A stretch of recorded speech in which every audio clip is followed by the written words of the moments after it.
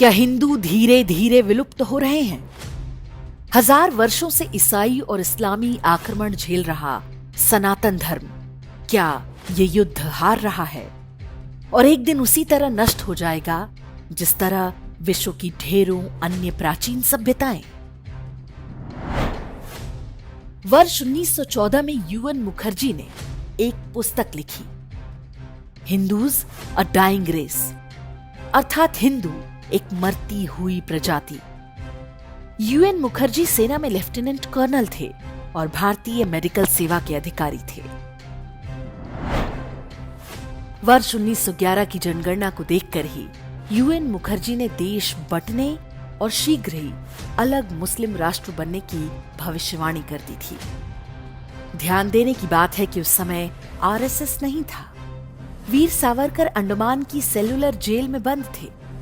हिंदू महासभा की भी स्थापना नहीं हुई थी।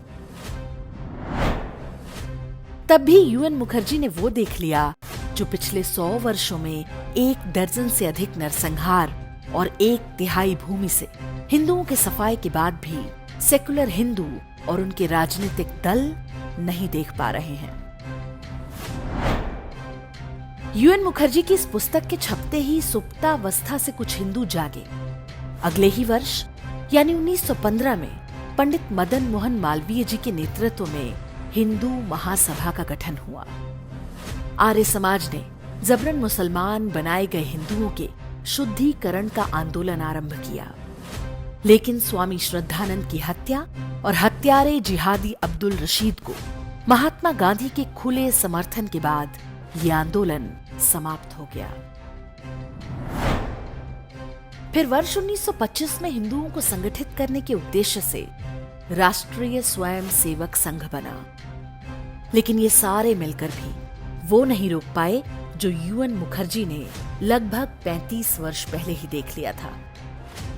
गांधीवादी अहिंसा ने इस्लामिक कट्टरवाद के साथ मिलकर मानव इतिहास के सबसे बड़े नरसंहार को जन्म दिया। इसी का परिणाम था कि काबुल से लेकर कराची और ढाका तक करोड़ों हिंदू साफ हो गए, या तो मार दिए गए या अपने पूर्वजों का धर्म छोड़ना पड़ा।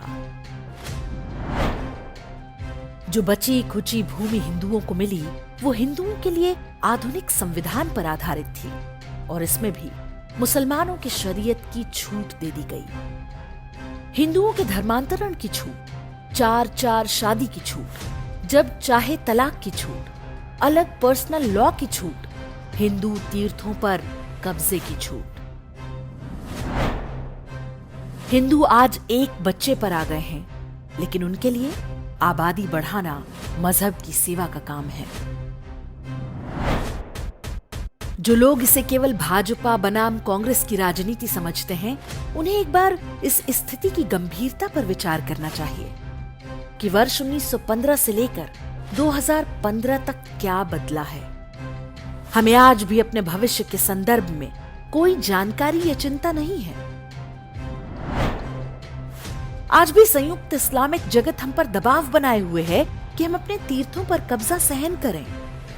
जब वो हमारे देवी देवताओं, त्योहारों और परंपराओं का उपहास करें, तो हम उन्हीं की भाषा में पलटकर जवाब भी न दे पाए। मराठों ने बीच में आकर 100-200 साल के लिए इस स्थिति को रोक दिया था, जिससे हमें थोड़ा और समय मिल गया है, लेकिन ये संघर्ष अभी समाप्त नहीं हुआ है। अपने बच्चों को देखिए, आप उन्हें कैसा भविष्य देना चाहते हैं? मरती हुई हिंदू नस्ल जैसा कि 1915 में यूएन मुखर्जी लिख गए थे? ये सोच सही नहीं है कि हिंदू कभी एक नहीं हो सकते। हिंदुत्ववाद आज भारतीय राजनीति की मुख्य धारा है। भाजपा को लोकसभा में 303 सीटें क्या बिना हिंदुओं के एक हुए ही मिल गईं? एक व्यक्ति और समाज के रूप में हम अब भी नहीं जागे तो हमारे बच्चे अरबी मानसिकता के गुलाम, किसी बूढ़े की चौथी बीवी या आत्मघाती हमलावर बनेंगे। इसके लिए केवल और केवल हम दोषी होंगे। अपने समय का एक भाग, अपनी कमाई का एक हिस्सा बिना किसी स्वार्थ के हिंदू जनजागरण में लगाइए। अगर कोई दूसरा नहीं कर रहा तो अकेले करिए। लोगों को अधिक संतान पैदा करने के लिए प्रेरित कीजिए। उन लोगों के साथ कोई व्यवहार मत रखिए जो हमारे धर्म और देश पर गिद्ध दृष्टि लगाए बैठे हैं। ये भ्रम छोड़ दीजिए कि उनमें भी कुछ लोग अच्छे होते हैं। जो अच्छे होते हैं वो भी वही किताब पढ़ते हैं जो बुरे हैं। सारी बुराई की जड़ वो किताब ही है। अपने हिस्से का युद्ध लड़िए और विश्वास रखिए। हिंदू डाइंग रेस नहीं है, हम सनातन हैं और ये आखिरी सदी है जब हम लड़ सकते हैं। इसके बाद हमारे पास भागने के लिए कोई जगह नहीं बचेगी।